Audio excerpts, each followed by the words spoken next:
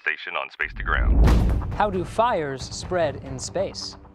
Welcome to Space to Ground. I'm Gary Jordan.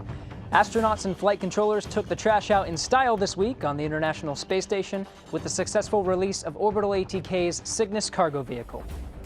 After ground controllers detached Cygnus from the station and maneuvered it into position with the space station's robotic arm, NASA astronaut Tim Kopra sent the command to release Cygnus and say farewell to over 4,000 pounds of trash on board.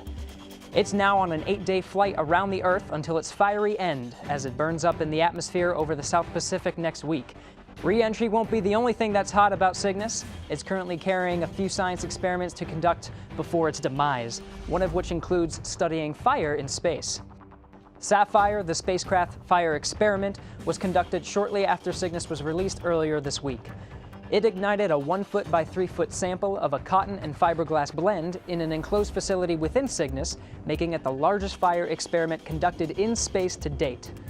The goal is to study how fire propagates in space, how large it can get, and how fast it can spread to improve spacecraft design. Head to Twitter and follow NASA Glenn for updates on the progress of Sapphire. This week's question comes from Space VR, who wants to know if there are any virtual reality headsets that were used on the station. A fitting question for your name. Indeed, there were.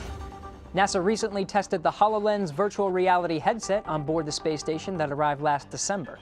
The headsets were used for an experiment called Sidekick that tested the use of virtual reality in support of the astronauts' day-to-day activities, conducting experiments and performing maintenance on some of the systems aboard.